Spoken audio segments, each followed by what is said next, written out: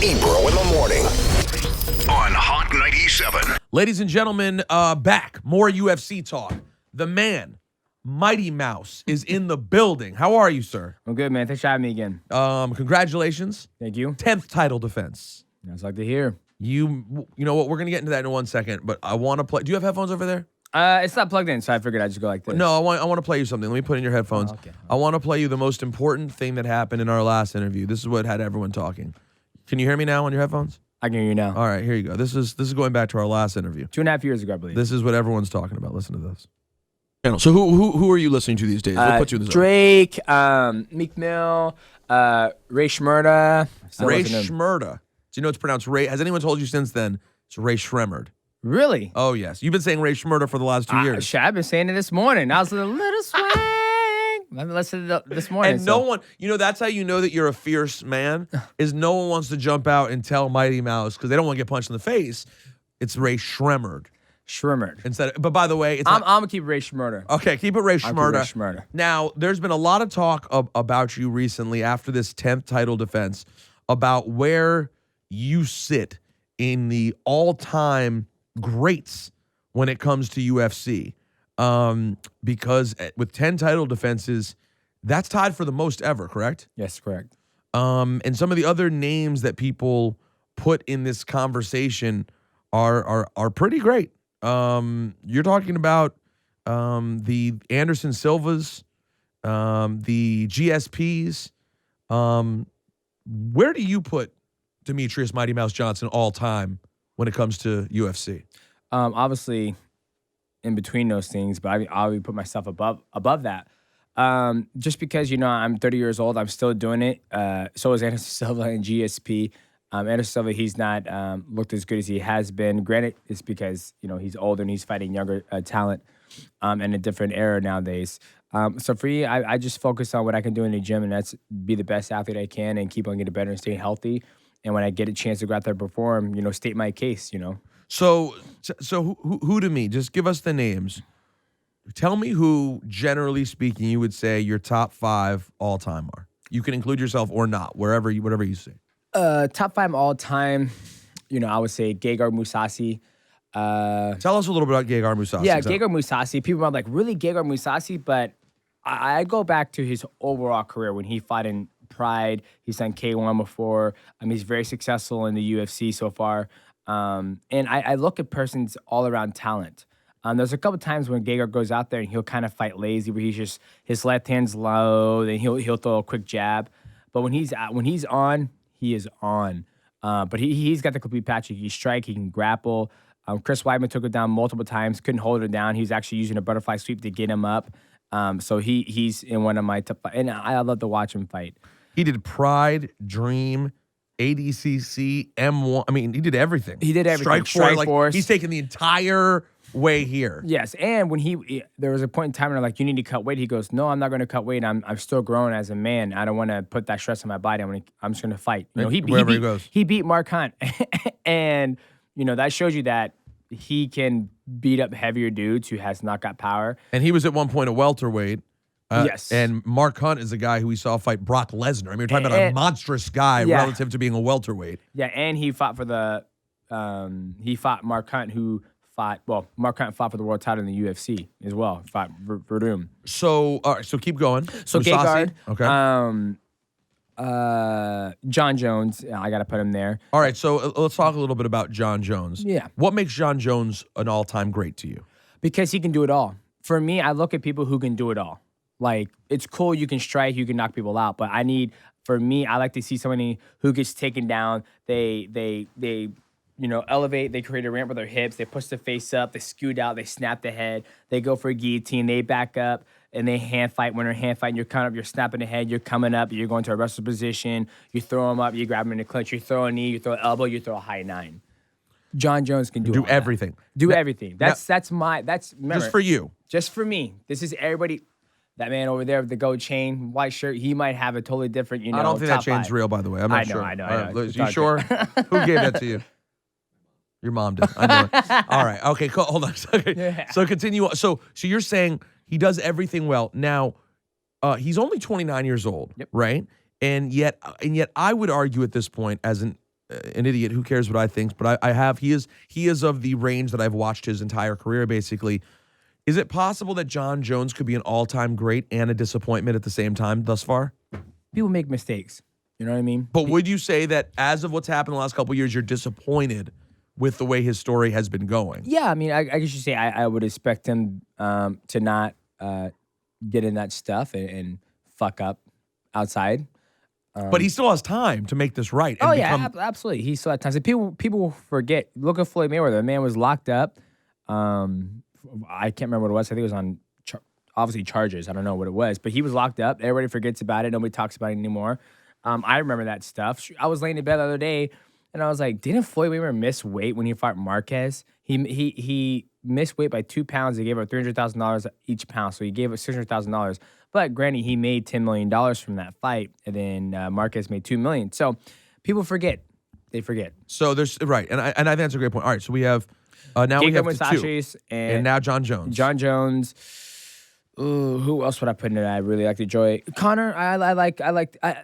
It's hard, you know. Those are the guys that come on top of my head. You think Conor's an all-timer? No, I don't think Conor's an all-timer, but I really enjoy his fighting style. He's obviously very important to the business. There's no question about that. Oh yeah, absolutely. You know what? I'm GSP.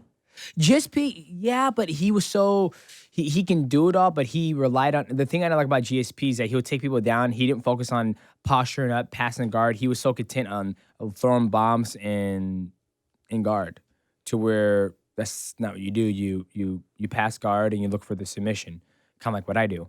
So I can't. I'll be lying to myself. I don't put him on all-time great. So there's still room for me.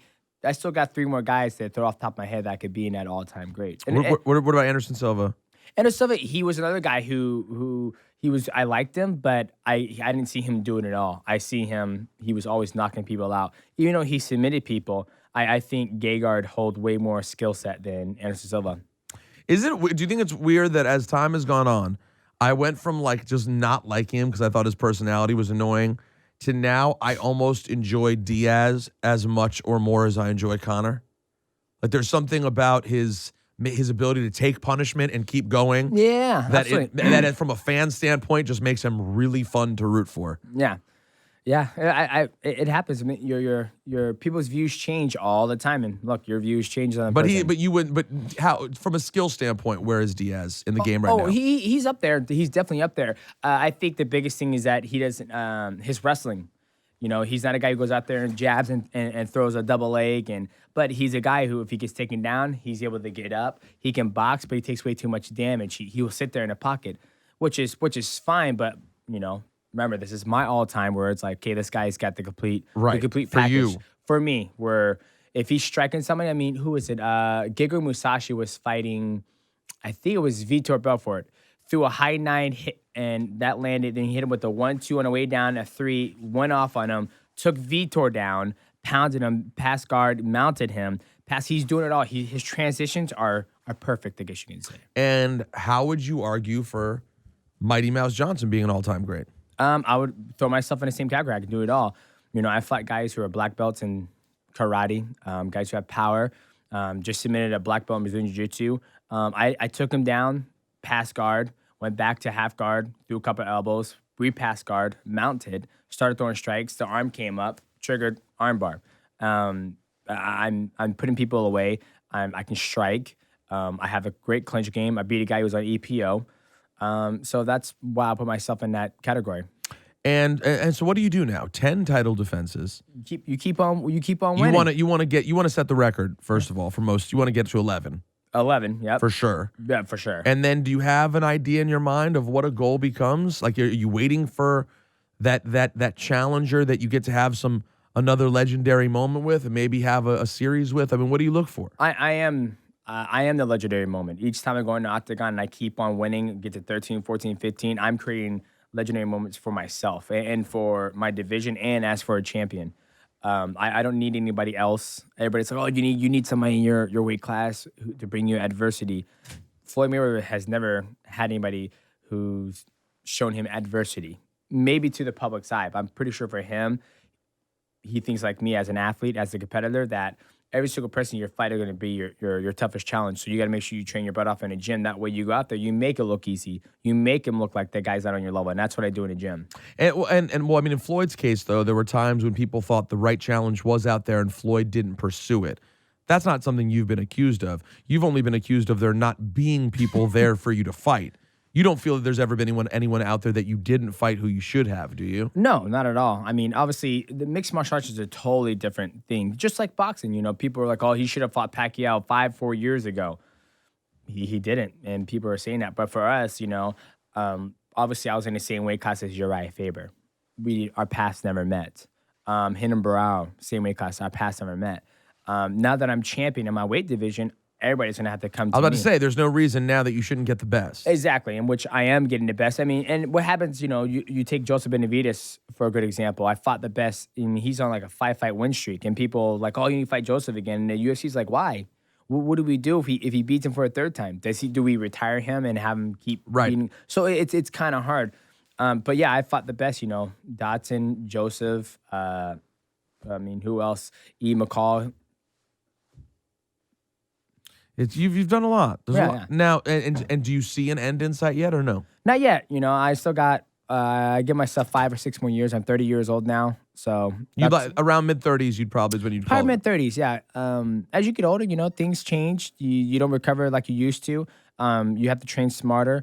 And your body, and I've been working out, being an athlete since I was freaking 14 years old. And it takes a toll on your body. So for me, 35, 36, and I can start pursuing other things in life, and we'll see where we go from there. Are you right now, since you fought in April, are you right now in non-training mode? I'm lifting weights right now. So I'm not full-blown training mode like sparring. So what's your schedule? Give us just a little, what's your schedule like? If you weren't doing promo today, what's your schedule like? Sure, I'll be waking about 8:30, 9 o'clock in the morning, having breakfast with the kids. How many kids you got again? Got two boys, Okay. 2 and 3. So you wake up, hang with the boys for a little Hang bit. with the boys a little bit. I'll go to the gym, or the wife will go to the gym. They will come home. We'll take my oldest to swim lessons. Come home, eat, shower, hang out with the boys, do stuff around the house, pay bills, set up, phone calls, stream on Twitch, and then go to bed. Streamline Twitch. You're big in the video games. Yes, sir. So you're jumping on there and you're talking trash while you're playing games. Yes, I am talking trash while playing games, yes. And what games are you playing? You playing UFC? You playing other games? Come on now. You playing UFC? I'm not playing UFC. Okay. I'm playing Battlegrounds PlayerUnknown. Okay. Heroes of the Storm. Yep. I'm actually playing through Legend of Zelda Breath of the Wild. And do people know it's you? You know what? They don't. So you have a name that wouldn't make it clear that it's you. I have an alter ego on the internet, but it's called Black Ice. That's only in Grand Theft Auto. But for me, my one on the other one's Mighty M125. So has anyone ever figured it out that it's you or no? Actually, yeah.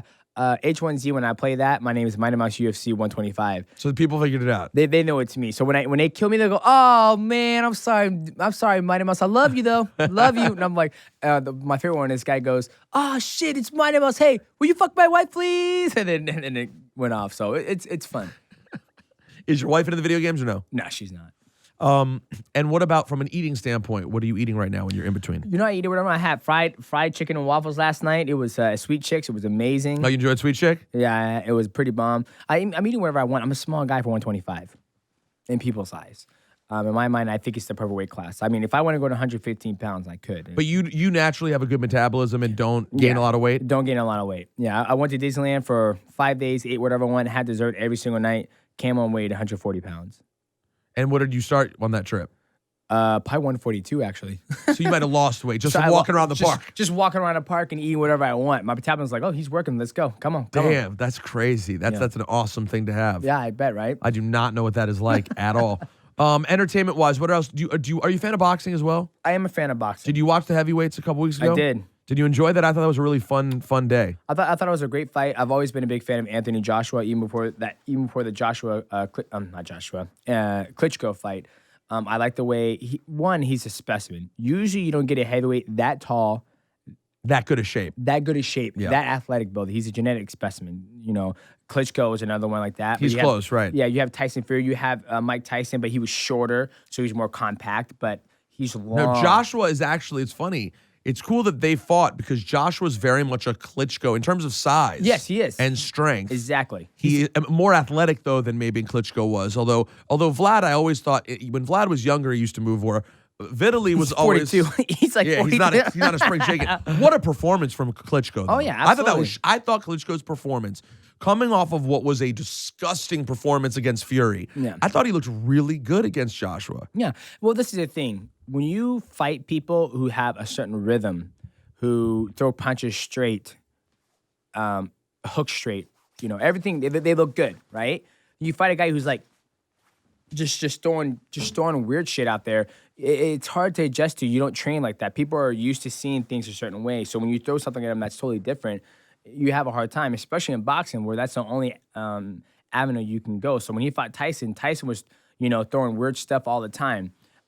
With Anthony, he's throwing straight punches, straight hooks. So he was able. So even though Josh was a much better fighter than Tyson Fury, he was better able to prprepare for it. Yes, absolutely. Because it'll be interesting to see if Tyson Fury is able to lose weight. I mean, the guy supposedly weighs almost 400 pounds right now. Woo! And he fought at close to 300 because he's a huge man. Yeah. So I think he fights somewhere in like the 270s or something like that. Wow. But at 380 pounds, there's a lot of weight for Tyson Fury to lose. Because I think it would be nice for the evenness of the sport's sake. I'd like to see Joshua beat Fury. I think that should happen. And then obviously we need to see him fight a couple of these Americans who are actually pretty good. I want to see him fight Deontay Wilder. Do you think Wilder's ready for Joshua? Why not? I mean, you can't wait it's forever. Boxing. Boxing. It's all it takes is one hit and you're down. You know what I mean? I mean, Joshua went down in that fight against Klitschko. I mean, the fight could have been over, but he persevered. He overcome adversity, and he really did. He really almost was out of there. Yeah. And he made a tremendous comeback over 4 rounds. He'd never gone that deep before. Yep. It's always fun when heavyweights are good in any sport. Yeah. In the UFC right now, from a heavyweight standpoint, is there anyone that excites you? Yeah. Stipe Miocic, Junior Dos Santos, he's always been one of my favorite. Cain Velasquez, he was another guy who could have done it. How special could Miocic be? He'd be very special. Very special. I would like to see. It's harder, I would like to see him be complete. Do everything. Nagoon, I think his name is Nagano. He has power. He hasn't. I need to see more from him. Everybody's getting on that hype train yet, and I'm gonna catch the next one. I'm gonna wait. Let this train pass. Come around next time. It's mixed martial arts. You get famous real quick in this sport by just knocking out people, looking buff and all that shit. But when you get in there with someone who can fight, wrestle you, and all that stuff, it's a whole nother ballgame. It's like, oh, this guy has deficiencies. Look, he can't grapple. Right. Got him. Exactly. What do you say about, we've now officially reached the end of Brock Lesnar and UFC. How do you rate Brock Lesnar's career as a UFC competitor? He was good. He was a world champion. But once again, he had one thing that he was good at, and that was wrestling. He could put you on your back and out-wrestle you. And I think he took the belt from Frank Mir, I believe. Mm-hmm. Frank Mir, good friend of mine, he just got out-wrestled. So the wrestler out-wrestled the jiu-jitsu player. So he was just a wrestler. I mean, if you kicked him to the liver and didn't let him take you down, you would beat him. Well, that's ultimately what happened, was that he took body shots a couple times that he couldn't withstand. Yeah, exactly. And speaking of the pro wrestling world in UFC, apparently CM Punk isn't done and is going to try to do this one more time instead of on a pay-per-view card, on a televised card, right? Do CM Punk have a chance to win a fight in UFC? Depends who they give him. You give him another CM Punk versus CM Punk, then he could win. Then he can win. It all depends on if he fights a guy who's had way more, like, just amateur fights. I got guys in the gym who haven't had pro fight who probably light him up that are amateurs. From sheer experience. Just from sheer experience, It's like Nate Diaz. I like how he says, why are we going to have CM Punk come fight in UFC? I want to play basketball in the NBA. You don't see them motherfuckers letting me in there, do you? So why... That's how just not enough. Yeah, I mean, listen, it's smart. I see why Dana does it. It gets buys. Yeah, absolutely. And ultimately, while you could argue that on some level it like sort of disrespects the sport, You can also just say, but does it really? Because it gets you money, and the guy ends up getting his ass kicked anyway. So do you really end up looking bad? Or if I'm a pro wrestler, do I feel annoyed? Like, why'd you go out and look stupid? But this is the thing, though. Brock Lesnar came over and did this, and he became a world champion. But Brock Lesnar started out as a real athlete. Exactly. A competitive athlete, So I should say. So is CM Punk not a competitive athlete when he? I don't know if he ever wrestled in his. See, that's the life. thing. I don't know that Punk has been a pro wrestler His whole life. his whole life, pretty much. Yeah. Like, he was a true indie westler. Yeah. Brock Lesnar was Was a a legit competitive NCAA, athlete yeah, who and- turned into a pro Yeah. wrestler and was very good at it and still is. Exactly. So it's hard to say, man. I mean, that's why they have regional shows. They have, Titan, Right. Legacy, all those other ones. David Batista, he did mixed martial arts. He did a pro fight. Was in the UFC, but he got his what's it called? He got that thing. He busted his nut in the mixed martial arts. Yes, he got to. He went out and did a fight, but it wasn't UFC. It wasn't UFC. He could have done UFC, and I'm pretty sure it would probably been a very bad experience for him. Maybe it would have been a great experience. But if CM Punk wanted to get that experience out, it doesn't have to be in the UFC. It's just such a big stage. This is the pinnacle of the sport. Well, and I guess you're right. To some degree, when you want to say we differentiate UFC from everything else, which it obviously already is, it's on the highest level. You kind of say, you know what? It's nice that celebrities want to come be a part of it, but until you've proven yourself other places, you don't belong with the best in the world. Well, I mean, if I were to say, yeah, that you're right. I mean, my path to get to the UFC was way longer than CM Punk's. Tell you that right now. So, like I said, there's regional shows that you can do this stuff on, and it doesn't even have to be a regional show. He can do it in a casino show. I mean, what does he ultimately want to get out of the experience? That's what we should ask him. To me, it seems like he just wants to really challenge himself. That's what I gather. He can take his ass to Legacy. He'll get a challenge himself. There's still plenty of challenges. There's still plenty of challenges. How good is the man who beat him, Mickey Gall? How good's Mickey? He's very good. He's very good. So, I mean. See, now, and here's where I'll argue on the other side of that, Mighty Mouse, is that Mickey Gall, a really young, good fighter from this area, who was on the come up, because he got to beat Punk, he's legit good and now has more eyeballs on him as a result of getting that win. Yeah, because maybe he would have had someone else who he fought on the same level as Mickey Gall, and it wouldn't have made the same noise for him that it made because he crushed CM Punk. Yeah, because CM Punk, everybody, he has all the WWF fans. He goes, CM Punk, nobody can beat him. He goes, and Mickey Gall kicks his ass. He goes, yeah, guys, all you WWF fans, it's a fairy tale for you. Believe me, I forget where I was. I was out of town somewhere. He probably thought Mickey's gonna get his ass. No. I did not pick Punk. I picked know. against Punk. But my wife was watching. Where the hell was I? I was covering something else. And my wife texted me and she's like, it's starting. And she was like, oh wait, this is bad. This is bad. This is bad. And then I just went on Twitter and just saw how bad it was. But love Punk, wish him the best. I do not see this being the outlet for him.